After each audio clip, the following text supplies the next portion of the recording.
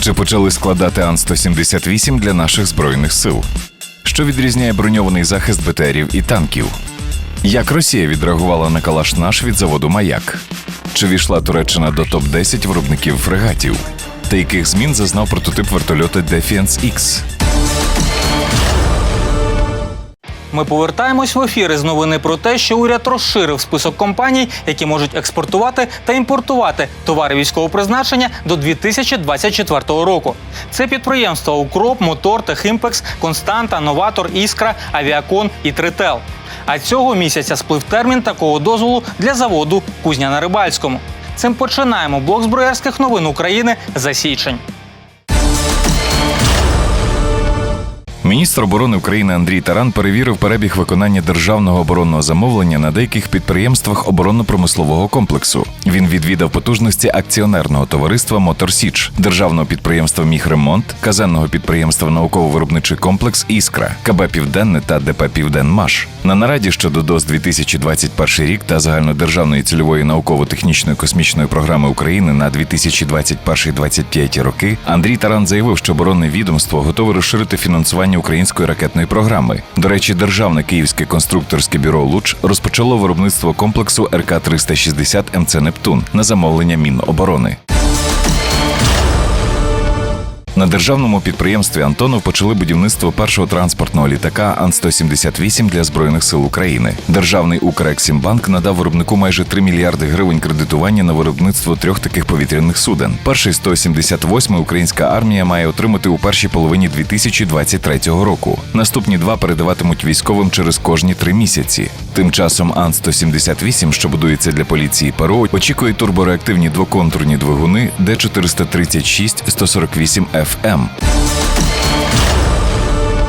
Командування ВМС та представники турецької компанії «Байрактар Макіна» домовилися про придбання українською стороною комплексів безпілотних літальних апаратів із покращеними характеристиками. «Байрактари ТБ-2» будуть діяти як на суходолі, так і над морем. До речі, «Байрактар Дефенс» розробила прототип безпілотника із вертикальним злетом та приземленням під назвою «Діха».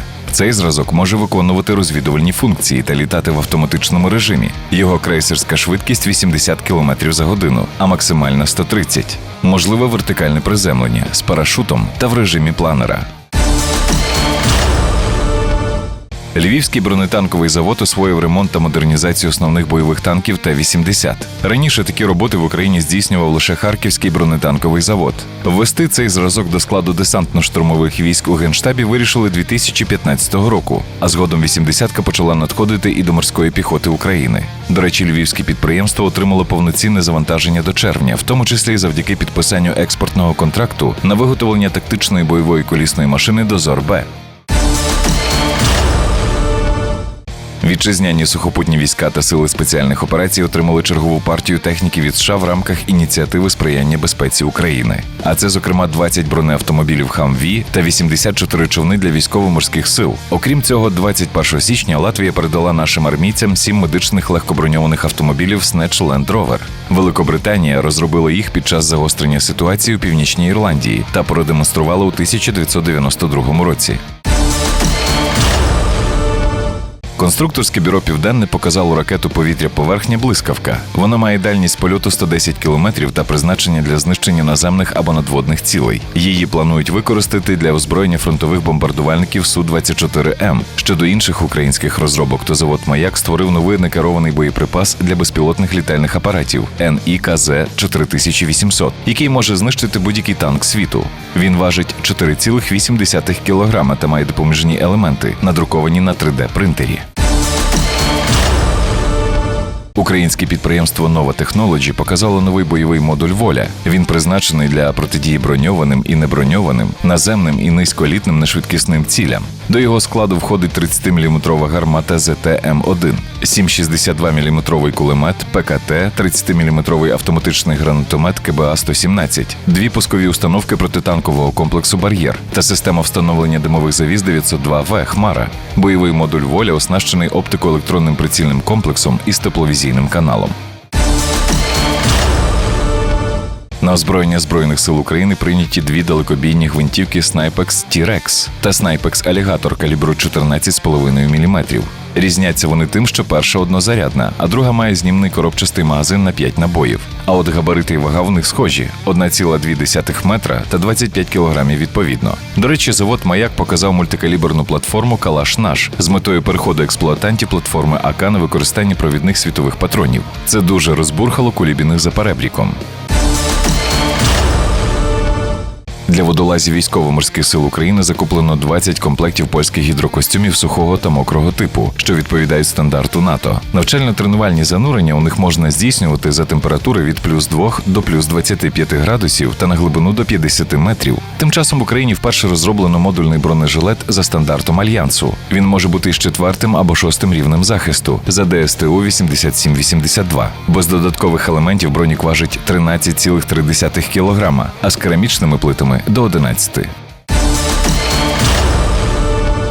Вперше з 2014 року військові науковці самостійно перевірили текстильні матеріали, використовувані для виробництва парашутних систем Д-5 серії 2 для української армії. За допомогою розривної машини із навантаженням до 5 тонн та спеціальних приладів визначено фізико-механічні показники текстильних матеріалів. До війни на Донбасі такі випробування здійснював науково-дослідний інститут аеропружних систем, що залишився в анексованому Криму.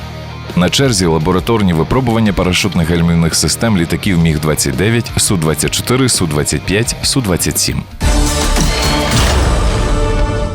Ми не раз розповідали вам про броню військової техніки та різні рівні захисту. Проте ще не згадували про комплексний і багатогранний підхід, який вже довгий час застосовується у виробництві танків. Адже у них передбачені різні за товщиною шари броні, а також багато видів динамічного захисту. Докладніше про це розповість журналіст Геннадій Салівон. Перші танки на полі бою стали справжнім жахом для піхоти. Тоді на лінії оборони зі зброї були лише гвинтівки та кулемети. Їхні кулі здебільшого ще не мали сталевих серцевин і просто плющилися на броні. Її товщина, наприклад, у британського Марк-4 сягала максимум 16 мм. Наприкінці Першої світової вже з'явилися бронебійні патрони, почали створюватись і спеціалізовані протитанкові засоби. Особливо така робота активізувалася в міжвоєнний період. З появою протитанкової артилерії в іспанській громадянській війні почалися масові втрати танків, позаяк танки до того мали протикульову броню. Таким методом конструктори танків послуговувались всю Другу світову і після неї, хоча просто збільшенням товщини броні не обмежувалися. Експериментували з раціональними кутами нахилу броньових листів, використовували різні сплави. Наприклад, до сталі додавали хром, молібден чи нікель. Вочевидь, що м'якшу броню легше пробити. Проте твердий сплав зазвичай крихкий і дає багато уламків, які вражають екіпаж. Отже, намагалися знайти золоту середину. Так тривало до 60-х років. Танк Т-64 розробки харківського КБ «Морозово» став першою в світі серійною машиною, яка мала комбіноване бронювання. На той час імовірні супротивники з країн НАТО все ще мали гомогенну броню. Наприклад, лобова броня башти американського М-60 була завтовшки 180 мм.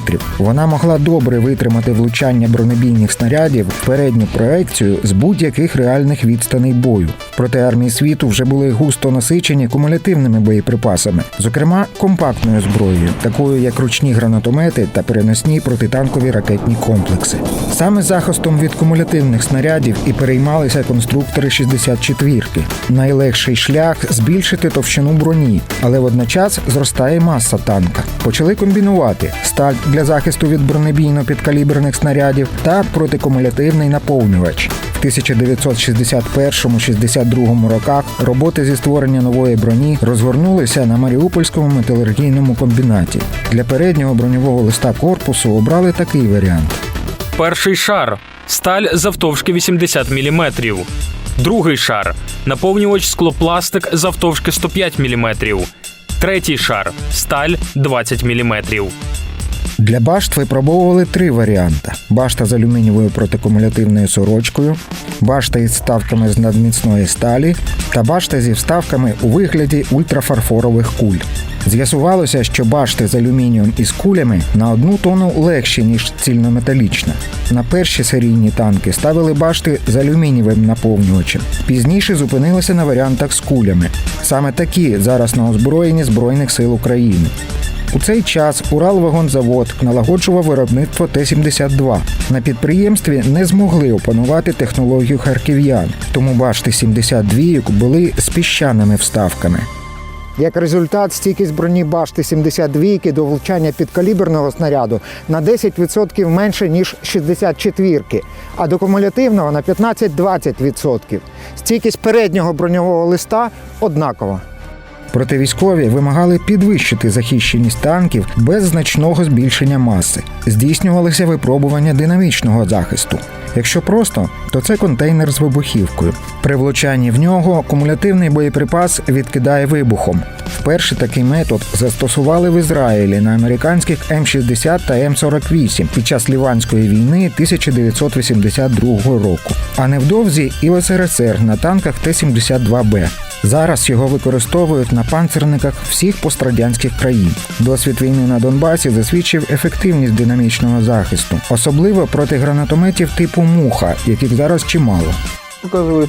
Як показує досвід, муха проти танка не дуже ефективна. При роботі з ПТРК потрібні неслабкі нерви, щоб тримати ракету на курсі, особливо коли по тобі працюють кулемети.